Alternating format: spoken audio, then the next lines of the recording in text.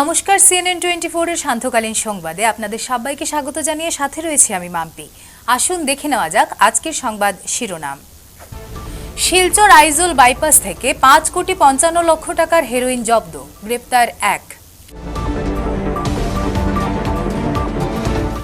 রায়পাড়াকে model village গড়ে তুলছে rotary club greater Silchar.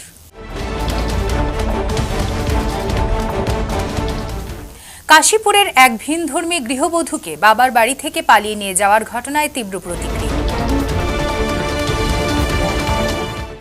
Borkhola স্বাস্থ্যকেন্দ্র স্থানান্তরের বিরুদ্ধে প্রতিবাদী সভা বরখোলায়।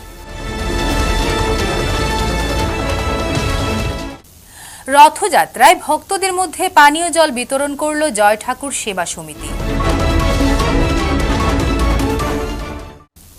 প্রাকৃতিক দুর্যোগকে চ্যালেঞ্জ জানিয়ে রথযাত্রায় উৎসবের মেজাজে কাটিগড়ায়।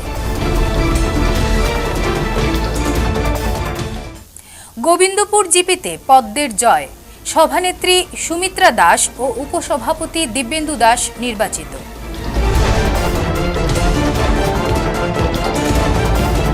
বড়রামপুর জিপির পুটিছড়ায় পানীয় জল প্রকল্প থাকলেও নেই নল, নেই জল, ক্ষোভ জনমনে।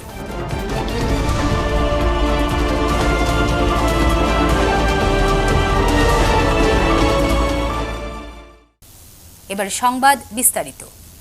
কাছাড় জেলায় ড্রাগসের বিরুদ্ধে কাছাড় পুলিশের অভিযান অব্যাহত রয়েছে।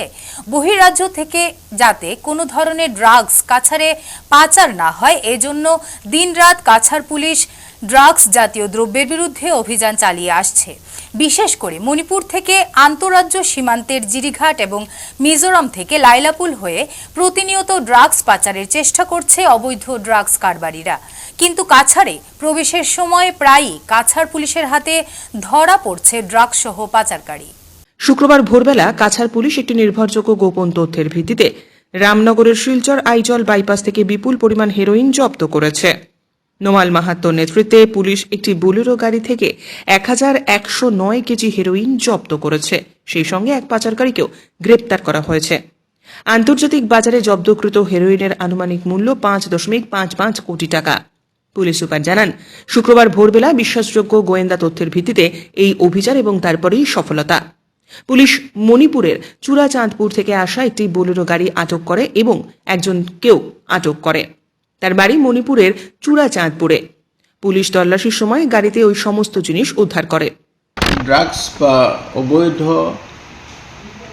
নিচাযুক্ত সামগ্ৰীৰ সৰবৰাহৰ বিৰুদ্ধে আমাৰ অভিযান অব্যাহত আছে আৰু অসমৰ মাননীয় মুখ্যমন্ত্ৰী ডাঙৰীয়াই অসম ৰাজ্যখনক সম্পূৰ্ণৰূপে ড্ৰাগছমুক্ত কৰিবৰ কাৰণে তেওঁ পৰিকল্পনা কৰিছে। তাৰ আধাৰত আমি দৈনিকে আমাৰ এই যি অভিযান আমি অব্যাহত ৰাখিছোঁ আৰু যোৱা নিশা মানে আজিৰ পুৱতি নিশা এটা বিশেষ খবৰৰ সূত্ৰে গম পাই আমি এটা বিশেষ অভিযান আৰম্ভ কৰিছিলোঁ আৰু এই অভিযানটো আমাৰ চলিছিলে শিলচৰ আইজল যিটো বাইপাছ ৰোড আছে তাতে আমাৰ এই অভিযান চলিছিলে। আৰু অভিযান কালত আমি এখন বলেৰো গাড়ী AS05E 3900 এই বলেৰো গাড়ীখন চুবুৰীয়া ৰাজ্যৰ পৰা আহি আছিলে আৰু সেই গাড়ীখন যেতিয়া আমি ইণ্টাৰচেপ্ট কৰোঁ, গাড়ীখন যেতিয়া আমি ইণ্টাৰচেপ্ট কৰাৰ পিছত আমি তাত এজন ব্যক্তি আছিলে। সেই ব্যক্তিজনৰ নাম হ'ল জাংমেইনিন বেইটি। তেওঁ 22 বছৰ বয়স। তেওঁৰ ঘৰ হ'ল বি খনাম কাংভাই, চূড়াচাঁদপুৰ, মণিপুৰ। এই ব্যক্তিজনক যেতিয়া আমি তাত এপ্ৰিহেণ্ড কৰাৰ পিছত তেওঁক সোধপোছ কৰোঁ আৰু তেওঁ গাড়ীখনত আমি খানতালাচী চলাওঁ। আৰু খানতালাচী চলোৱা সময়তে আমি সম্পূৰ্ণৰূপে স্পেচিয়েলি মেড মানে বিশেষভাৱে নিৰ্মিত কিছু এটা চেম্বাৰ, গাড়ীৰ দুই চাইডে এটা চেম্বাৰ তৈয়াৰ কৰি লৈছিলে। আৰু সেই চেম্বাৰৰ ভিতৰৰ পৰা 100টা চাবোনৰ বাকচত সন্দেহযুক্ত হিৰ'ইন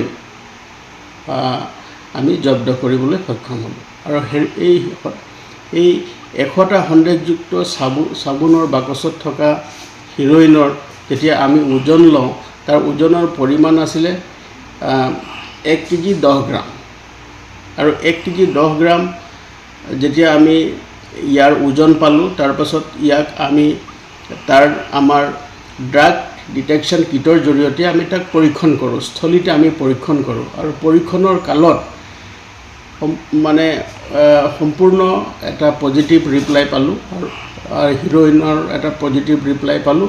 আৰু তাৰ পাছতে আমি গোটেই সামগ্ৰীখিনি, এই নিচাযুক্ত সামগ্ৰীখিনি আমি আইনৰ মতে আমি জব্দ কৰোঁ।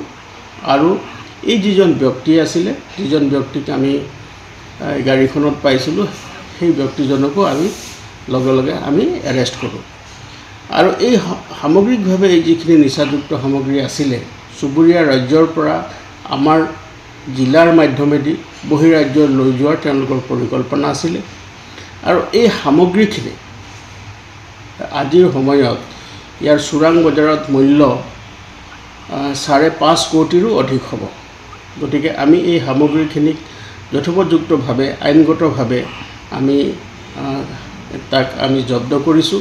আৰু জব্দ কৰি বাকী যি আমাৰ পৰৱৰ্তী আইনী যি ব্যৱস্থা আছে তাক কৰিবৰ কাৰণে আমি সাজু হৈছোঁ। আৰু এই যিখিনি সামগ্ৰী আমি জব্দ কৰিলোঁ, প্ৰাৰম্ভিক তদন্তত দেখা গৈছে যে ইয়াৰ লগত জড়িত কিছুমান লোক আছে, যিসকল লোক আন্তঃৰাজ্যিক আৰু আন্তঃজিলা চক্ৰৰ সৈতে জড়িত। গতিকে তেওঁলোকৰ বিৰুদ্ধেও আমি বিশেষ কাৰ্যব্যৱস্থা গ্ৰহণ কৰিবৰ কাৰণে আমি ব্যৱস্থা গ্ৰহণ কৰিছোঁ। আৰু বাকী যাৱতীয় যি কাৰ্যব্যৱস্থা আছে, এই যিটো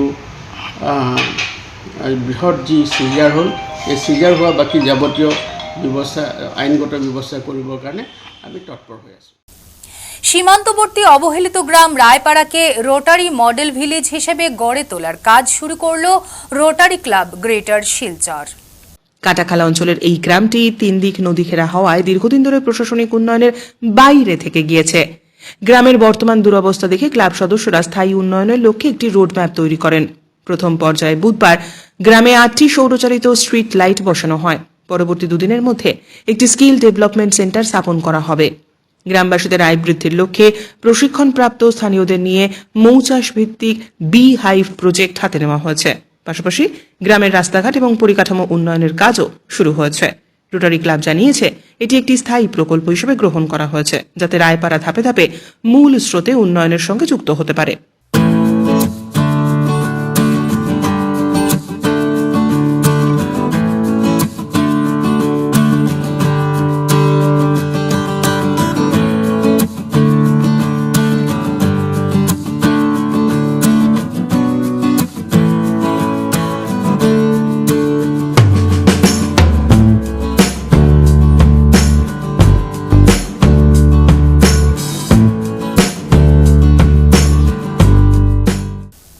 কাশীপুরের এক ভিনধর্মী গৃহবধূকে বাবার বাড়ি থেকে পালিয়ে নিয়ে যাওয়ার ঘটনায় তীব্র প্রতিক্রিয়ার সৃষ্টি হয়েছে। এ নিয়ে সাম্প্রদায়িক সম্প্রীতি নষ্ট হওয়ার পরিস্থিতি সৃষ্টি হয়েছে। এ মর্মে শিলচর সদর থানায় একটি মামলা দায়ের করেছেন গৃহবধূর মা করিমা বেগম লস্কর। শনিবার শিলচরে অপহৃতের মামা রাজীব হোসেন সদিয়াল এবং নূর ইসলাম লস্কর জানান, রংপুর প্রথম খণ্ডের কাশীপুর বাগান রোডের পাপলু রবিদাস ওরফে বিকাশ তাদের ভগিনী সাহিদা খানম লস্করকে অপহরণ করে নিয়ে যায়।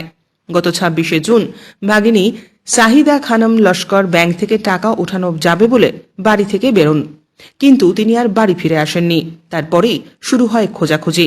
তারা জানতে পারেন যে বাগানের পাপলু রবি দাস অথবা বিকাশ তাকে অপহরণ করে নিয়ে গিয়েছে। এই ঘটনার বিবরণ তুলে ধরে শিলচর সদর থানায় তারা পুলিশের দ্বারস্থ হন, একটি মামলাও রুজু করেন। সেই মামলার পরিপ্রেক্ষিতে পুলিশ অফিসার তদন্ত করে এখনো পর্যন্ত কারুকে উদ্ধার করতে পারেনি। এই ঘটনা নিয়ে এলাকায় সম্প্রীতি নষ্ট হওয়ার আশঙ্কা করছেন তারা।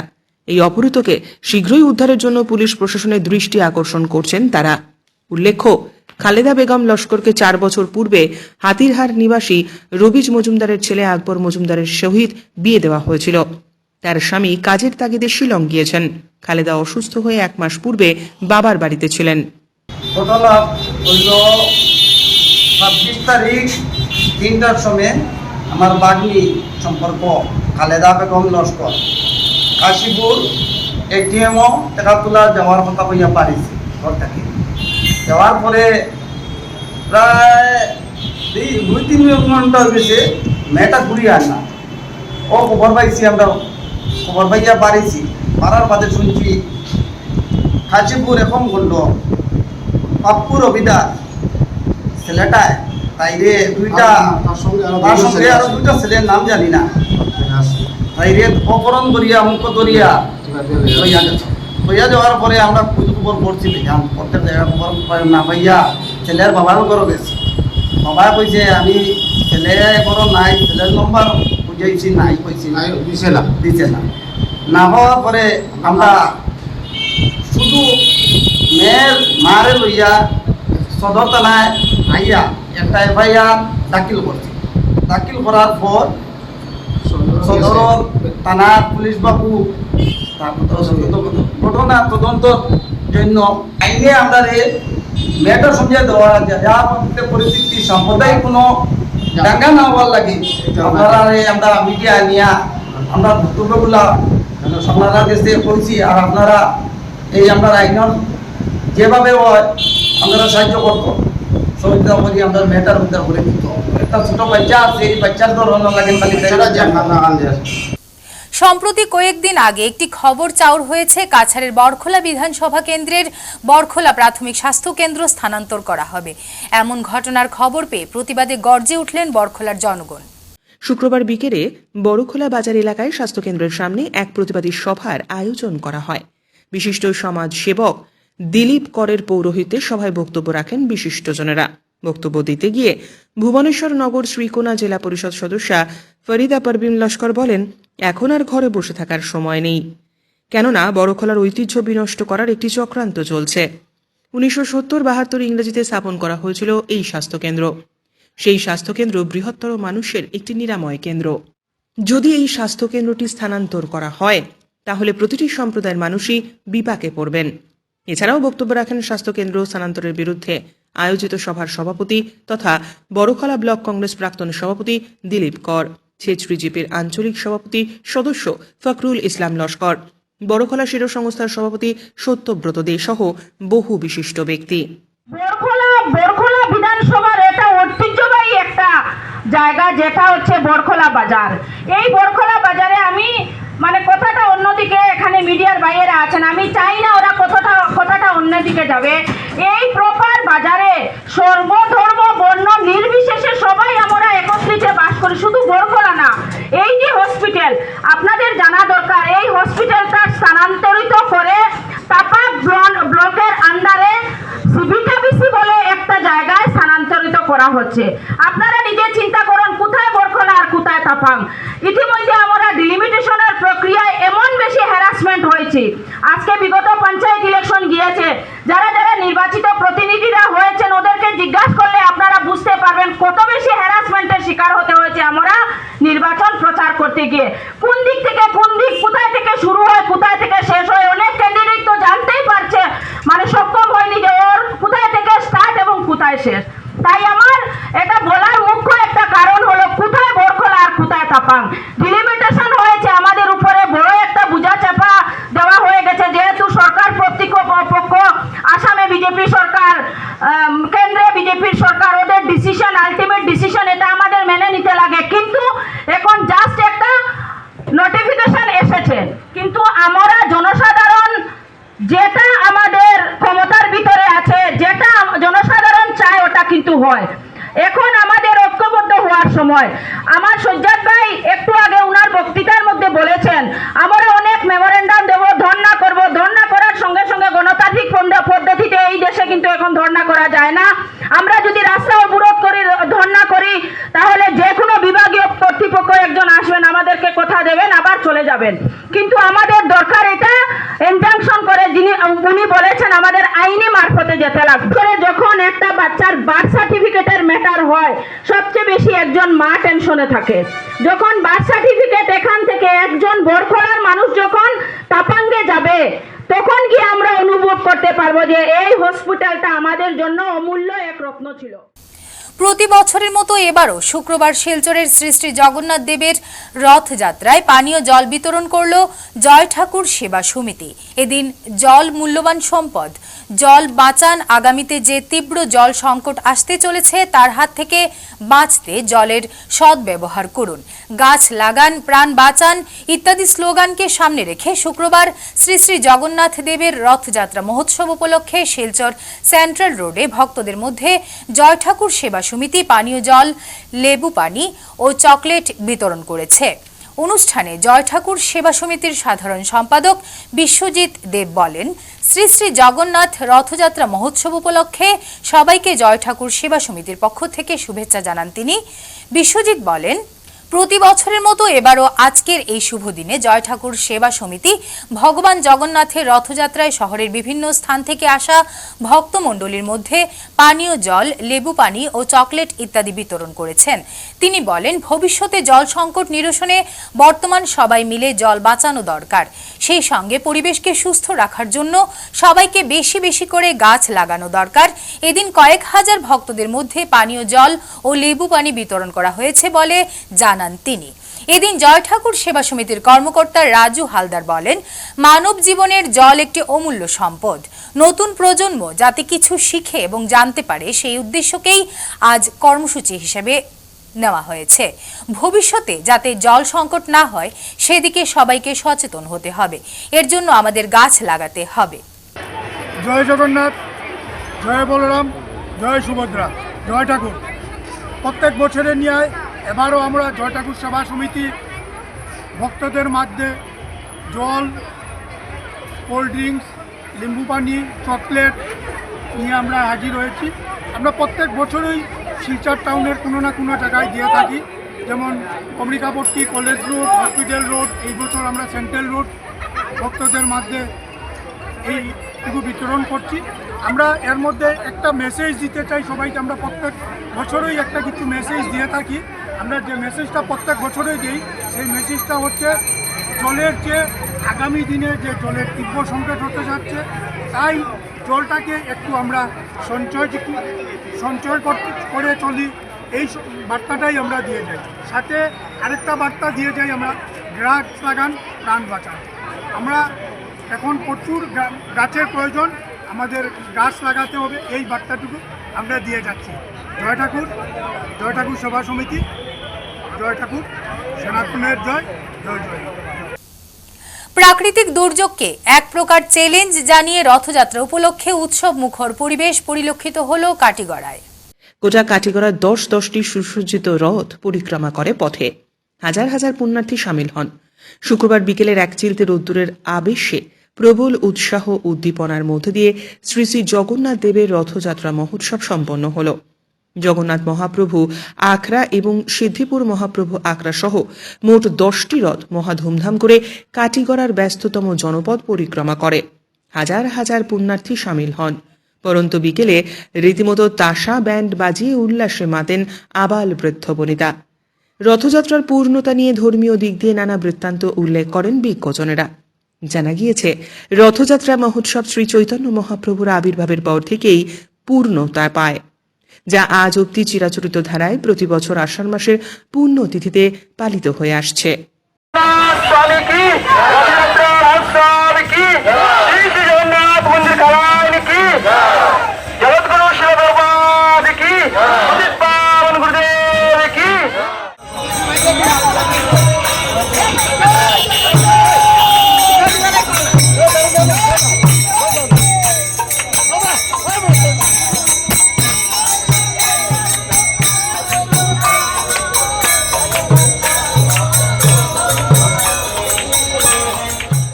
শেষমেশ গোবিন্দপুর জিপিতে ফুটল পদ্মই। এই জিপিতে 10 নম্বর ওয়ার্ড সদস্যেরই সমর্থন পেয়ে বিজয়ী শিরোপা অর্জন করেন, অর্থাৎ সভানেত্রী নির্বাচিত হন সুমিত্রা দাস ও উপসভাপতি নির্বাচিত হয়েছেন বিজেপি কর্মী দিব্যেন্দু দাস। বিপুল সমর্থনে জয়লাভ করে পঞ্চায়েত সভানেত্রী সুমিত্রার বক্তব্য, জিপির সকল সদস্য সহ সর্বস্তরের জনগণকে নিয়ে এলাকার উন্নয়নই তার মূল লক্ষ্য। সুমিত্রা দাস। আপনি প্রেসিডেন্ট হয়েছেন হ্যাঁ, কোন জিপি থেকে? গোবিন্দপুর জিপি। সব মেম্বার আমার জিপির সব সদস্য সবাই আমার সমর্থন করছেন। লাগে আমি প্রেসিডেন্ট ভাইস প্রেসিডেন্ট বিন্দুশেখর দাস। আমি আমার গোবিন্দপুর জিপি সদস্য সবাইরে নিয়ে গ্রামের উন্নয়ন জিপি উন্নয়ন। উপসভাপতি দিব্যেন্দু এবং সর্বদা জিপির সর্বাঙ্গীন উন্নয়নে সচেষ্ট থাকবেন বলে জানালেন। সভানেত্রী এবং সহসভাপতি নির্ধারিত করা হয়েছে সব সদস্য নিয়ে যায়, যাতে আগামী দিনে 5 বছর আমরা সবাই মিলে যেভাবে গোবিন্দপুর জিপির উন্নয়ন করতে পারি, কাজ করতে পারি, সব সুষ্ঠুভাবে চালিয়ে নিতে পারি, এটা আমরা আশা রাখবো। সবাই আশা রাখি সবাই আমাদের সঙ্গে সবাই থাকবে এবং বড় দৃশ্য আছে অনেকের আদেশ নিমো আমরা, কারণ নেওয়ার কর্তব্য আমরা যে আগামী দিনে কীভাবে কাজ করতে লাগে এটা আমরা সবাই কাছ থেকে আদেশ নিয়ে আমরা যেভাবে কাজ করতে লাগে কর্ম সবাইকে নিয়ে আমরা আশা রাখি ওটা যে জিপির অনেক উন্নয়ন হইব। গোবিন্দপুর জিপি বিগত দিন কী হয়েছে না এটা জানি না, কিন্তু আগামী দিনে অনেক উন্নয়ন জিপির হইব, এটা আমরা সবাই মিলে করব, এটা আশা রাখি আমরা। শুক্রবার প্রথম পর্যায়ে শপথ গ্রহণে দুটি জিপির ঝুলিতে ঢুকে যাওয়ায় আপ্লুত কাটিগড়া বিজেপি মণ্ডল সভাপতি বিশালাক্ষ দেব। তিনি জানান, এদিন সকাল থেকে বিজেপির জয় জয়কার পরিলক্ষিত হচ্ছে। চণ্ডীনগর জিপিতে দলের বরিষ্ঠ ব্যক্তিত্ব পরিমল দাসের সহধর্মিণী স্মৃতিকণা দাস নির্বাচিত হয়েছেন। দ্বিতীয়টা তারিণীপুর ফুলবাড়ি জিপি বাতিল হয়েছে এবং তৃতীয়টা অর্থাৎ গোবিন্দপুর জিপিতে বিজেপি কর্মী সুমিত্রা দাসকে 10 জন সদস্যই সমর্থন করেছেন। যেহেতু কেন্দ্রে এবং রাজ্যে বিজেপি সরকার রয়েছে এবং আগামী 2026 বিধানসভা নির্বাচনে বিজেপি থেকে বিধায়ক নির্বাচিত হবেন, তাই কাটিগড়ার উন্নয়ন অবধারিত বলে জানান বিশালাক্ষবাবু। কাটিগড়া ব্লকে প্রথম সকাল 10 ঘটিকা চণ্ডীনগর জিপিতে ভারতীয় জনতা পার্টির বরিষ্ঠ নেতা পরিমল দাস ওনার স্ত্রী জিপি সভাপতি হিসাবে নির্বাচিত হয়েছেন। এখন আমরা দেখেছি গোবিন্দপুর জিপির 10 জন ওয়ার্ড সদস্য মিলে আমাদের ভারতীয় জনতা পার্টির একজন কর্মী ওনাকে সবাই মিলে সমর্থন করে 10 মেম্বার মিলে ওনাকে সমর্থন করে জিপি সভাপতি হিসাবে আগামী 5 বছরের জন্য ওনাকে দায়িত্ব দেওয়া হয়েছে এবং সহসভাপতি হিসাবে আমাদের দলের যুব মোর্চার দায়িত্বে থাকা মণ্ডলের শ্রী দিব্যেন্দুশেখর দাসকেও সবাই মিলে ওনাকে জিপির সহসভাপতি হিসাবে দায়িত্ব দিয়েছেন। উনি বলেছেন আমাদের জিপি সভানেত্রী এবং সহসভাপতি ওনারা আগামী 5 বছর এই জিপির উন্নয়নের জন্য ওনারা 10 মেম্বার একত্রিত হয়ে ওনারা উন্নয়ন করবেন। যেহেতু আমাদের ভারতীয় জনতা পার্টির সরকার আসামে এবং কেন্দ্রে আগামী 2026-এও কাটিগড়ায় আমাদের বিধায়ক নির্বাচিত হবে, আরও উন্নয়ন হবে। আমাদের যারা জনপ্রতিনিধিরা এখানে আছেন তাদের মাধ্যমে গোবিন্দপুর জিপির ডেভেলপমেন্ট আরও ত্বরান্বিত করার ওনাদের প্রচেষ্টায় উন্নয়ন হবে। পানীয় জল প্রকল্প থাকলেও নেই নল নেই জল। জল জীবন মিশনের আওতায় কারি অর্থ ব্যয়ে পানীয় জল প্রকল্প নির্মাণ হলেও পরিচর্যার অভাবে কয়েক মাসের মধ্যেই ভূত বাংলায় পরিণত জনস্বাস্থ্য কারিগরি বিভাগের পানীয় জল প্রকল্প। এতে বিপাকে বড়খোলা বিধানসভার বড়রামপুর জিপির পুটিছড়ার মানুষ গত 4 বছর ধরে বিশুদ্ধ পানীয় জল পরিষেবা থেকে বঞ্চিত। তাদের অভিযোগ, কারো বাড়িতে নল বসলেও নেই জল, আবার অনেকের বাড়িতে নলই নেই। গ্রামের মহিলা পুরুষেরা দূর দূরান্ত থেকে খালবিল নালা নর্দমার অপরিশোধিত নোংরা জল এনে খাচ্ছেন, ফলে আক্রান্ত হচ্ছেন বিভিন্ন রোগে। শীঘ্রই এর বিরুদ্ধে উপযুক্ত ব্যবস্থা না নিলে মুখ্যমন্ত্রীর সহায়তা কামনা করছেন তারা।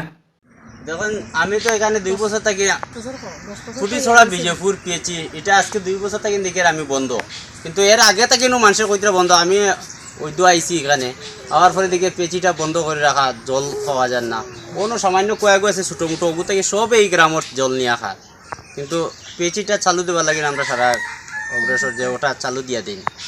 আর কে বা কার এটার আছে জানি না, এটা তো বেতন তো নিশ্চয় পাইয়া, কমিটি যে আছে এটা তো তারা নিশ্চয় বেতন পাইয়া যায়, ওটাও আর কি বুধ বাংলা আসে এটা তো জানি না, কিন্তু যতদিন থেকে জল বন্ধ আছে না, পুরা জলের কোনো ঠিক আছে না, আরো কিছু এর বাদে আমরা অত দূর রাস্তা মারিয়ে গিয়ে আমরা জল বহু জায়গায় 1 মাইল জায়গা গিয়ে আমরা জল আনি, আর আজ আমরা জলের কোনো একটা সুবিধা নাই।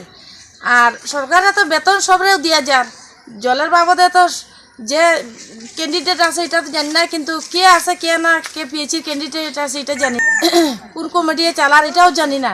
আমরা এরা ধরতাম পারি না, এরা আমরা কইয়া তো কোনো লাভ হইতো না, আমরা জলটা খাইতাম আমরা ওটাও লাগে।